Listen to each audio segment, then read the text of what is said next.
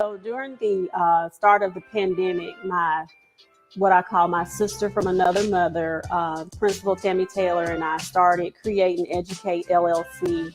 And the reason we started that platform, the platform we started was the collaborative. What we were seeing was that we were both educators, we were both educational leaders. We were hearing a lot from students, teachers, and parents, the complaints of, it's too much work being sent home. The parents didn't really understand how to work with their children. The children were frustrated. Everybody was frustrated, but no one was really talking to one another, just more about one another and pointing fingers. So we started the collaborative in order to minimize that, to bring everyone into the same space, and to bring awareness to what needed to happen during the pandemic in order for our students to best be educated with the help of parents and the educators that were sending them, the work that was needing to be done at home. In 20 years, I hope to have accomplished a lot. Definitely inspiring others, definitely an inspiration and example for not just my two daughters, but several other girls in the community and in other places that I work with, people that I mentor, educators that I mentor. But I really hope that I have made an impact on education and children.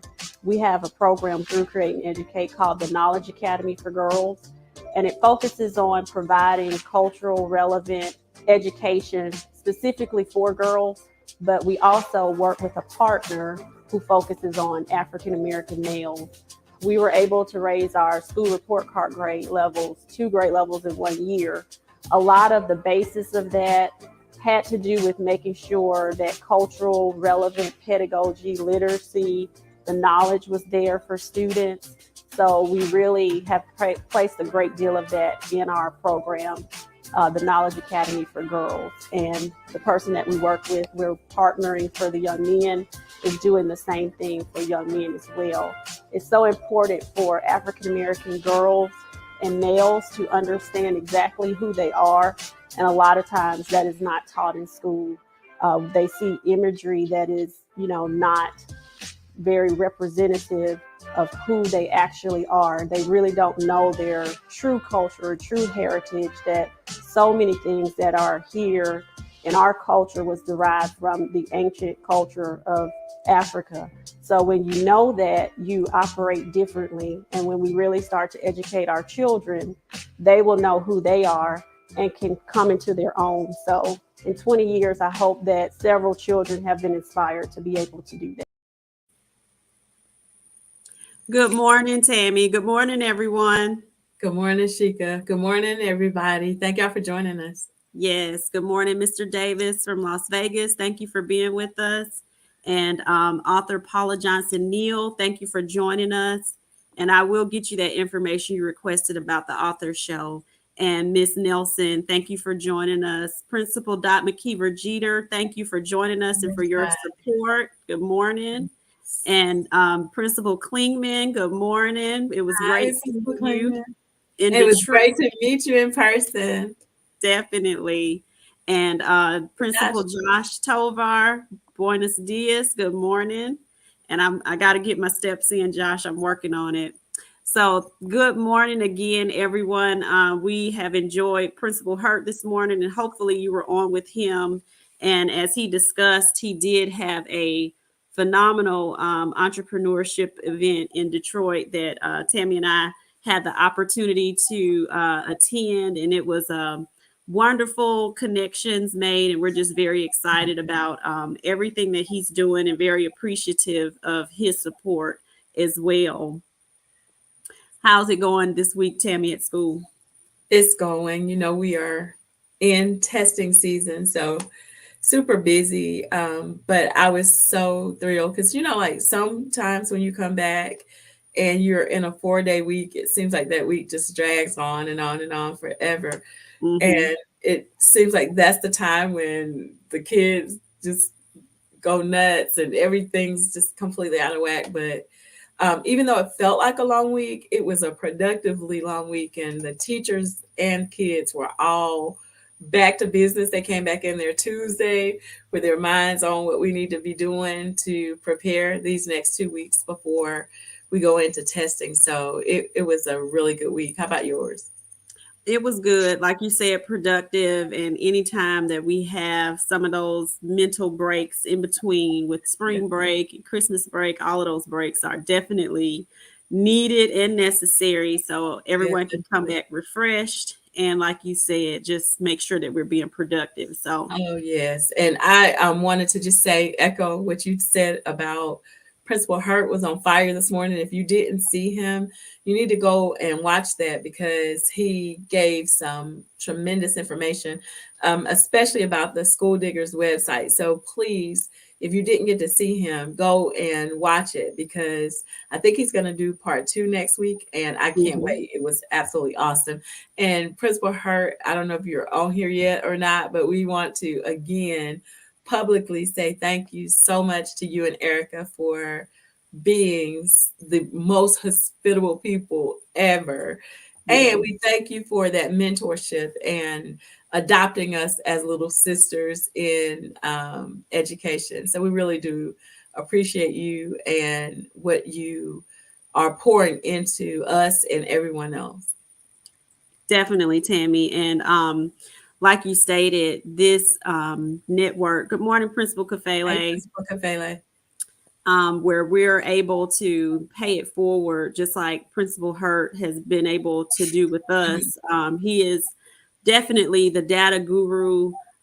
We are your literacy leader, so Principal Hurt can definitely help you with getting that data prepared, getting your students prepared.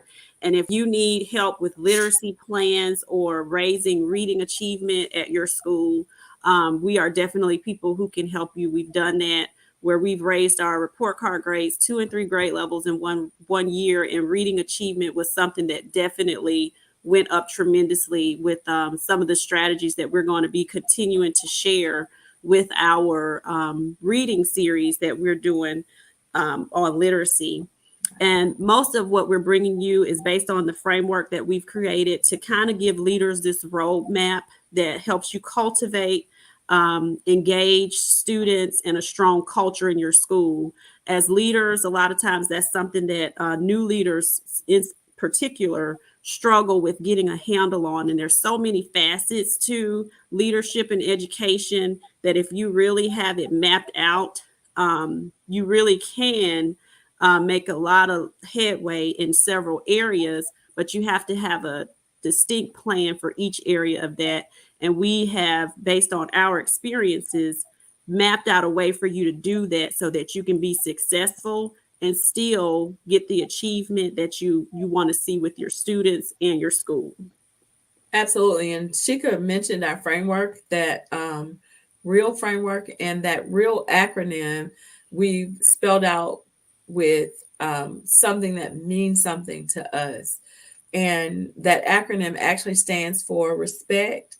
And of course, that, as we say to you all each week, is where it all begins. You have to enter that door with respect for yourself, respect for your students, respect for parents, respect for your colleagues, respect for your profession and what you bring to it. So, respect is foundational in everything that we do. And it's where we really put our emphasis on, as Shika was just talking about, that culture piece, because in order to have the gains that she's talking about, you have to get the culture cleaned up at your school so that you're not dealing with toxicity and that you're able to get people on board so that you can move things forward. And then the other part of that respect piece is social and emotional learning, and that's for students as well as for your staff, because you want to make sure that everybody is in a space where they can learn.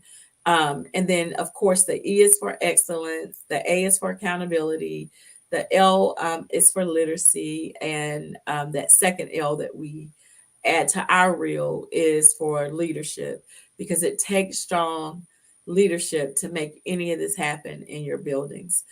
This framework that we use, and we've shared this before, is primarily based on the philosophical work of Ron Edmonds, who was a school improvement specialist. And that's really where Sheka pulled her theory in for her dissertation. So we've adopted a lot of the foundational principles that Ron Edmonds had in place for effective schools. And the R.E.A.L.L acronym, and we say that because we actually do keep it real with you. We're basing this on real experiences that we've had, real conversations that we've had with real leaders, and real things that we've seen happen in education between the two of us. We've been in it for 40 years and we've seen a lot. We have learned that you never say you've seen everything, because you haven't. But definitely we have lots of experiences to pull from. So we want to pay that forward. People have poured into us, and reading achievement is so important because we know since 2007, as we state every week, 33% of fourth graders have scored below basic in reading. 21 to 23% of adults in the United States are at the lowest level of literacy, and in many times it disproportionately impacts Black and brown children, Black and brown adults. And so making a difference in reading and literacy will definitely change the trajectory of several people's lives in our communities. And that's basically what we are all about. Definitely. And when Sheka talks about those statistics, we share that with you because we want to make sure that everybody understands that this impacts reading literacy, impacts every area of school and how students are able to perform well in those areas. Because if you can't read, it's little else that you can do in other disciplines. And Right. so we also want to just make sure we always emphasize it also is something that tremendously impacts healthcare, impacts the crime rate, impacts the unemployment rates. So literacy is a real and a very important thing for us to consider. And that's why we take the time to make sure that we are sharing these strategies each week. And good morning, Principal Baggage, Dr. Roz, Arcella, Virginia, Jasmine. Thank you all for joining us. We appreciate you all support each week. And so this week, we have covered several different areas in our series on reading. We've talked about print awareness and text features, phonological and phonemic awareness, phonics and decoding. And this week, we're going to be talking about fluency. Those state tests that Principal Hurt was talking about that everybody's getting ready for right now. If students have trouble with reading and literacy, all of that is out the window. Even with the math assessment, we've found that children are not performing well on those because of the amount of reading that's required on the math assessments, and the levels just are not there. So if we can work on our literacy and our reading skills and our strategies, we can get students to, where they need to be in all areas of performance. So let's start with fluency. What is fluency? Let me get my notes. And so far, we've already talked about decoding, and we've talked about phonemic awareness, and we touched on phonics a little. We'll probably talk some more about that because that's something that we will be probably sharing some things with for you guys as you go into the summer. So basically, fluency is just the ability to read with speed, accuracy, and proper expression, making sure that the reading is not choppy, so that basically the meaning and the comprehension behind what's being read is lost. In order for children to be able to read fluently, they need to understand what they're reading, whether they're reading out loud or silently. And we really need to make sure that reading fluency is in place, because this is what helps bridge the gap between word recognition and comprehension. So just as I stated, if they're not understanding what they're reading and everything is so choppy, it really makes it hard for them to comprehend anything that they, have said, even if they were saying certain words. Yes, absolutely. And like Sheka said, reading fluently is being able to read in a fast, fluid manner. And that honestly is what is used the most to distinguish um, poor performing readers from good readers. When you hear a child who is struggling through a text, you automatically assume that that child is having reading difficulties. And oftentimes that is true because when you read in that chopped up manner, like a robot, sometimes it's hard for the child to be able to comprehend what they're reading, so they don't understand it because they're working so hard to decode. And I Not found our fluency checklist, Tammy. okay. Go ahead. Um, the fluency checklist that we go by, number one, making sure that a child has fluency, accuracy. I read words correctly. Rate has to be in place. I read not too fast, but not too slow. Expression must be there. I read with feeling and I didn't sound like a robot, like Tammy just talked about. And punctuation, I follow most or all of the punctuation marks that I read in a text. Absolutely. I see Arcella was saying comprehending what is read fluently is a fluent reader. Absolutely accurate. And when a child can read with speed, accuracy, the proper expression, because she could just mention with punctuations, you're making sure that you read appropriately for the punctuation that's there, then that fluency will help them to be able to comprehend what they've read usually. Now there are Mm-hmm. sometimes there are kids who suffer with comprehension blocks, but generally when you can read with speed and accuracy and proper expression, you are considered a fluent reader. Right. And Josh, you're absolutely right. When our Yes. EL students are forced into a situation where they are going to have to read in a fluent manner because sometimes they're learning, just Mm-hmm. like the kids who are non-readers or struggling readers, to process through text and to read in this language.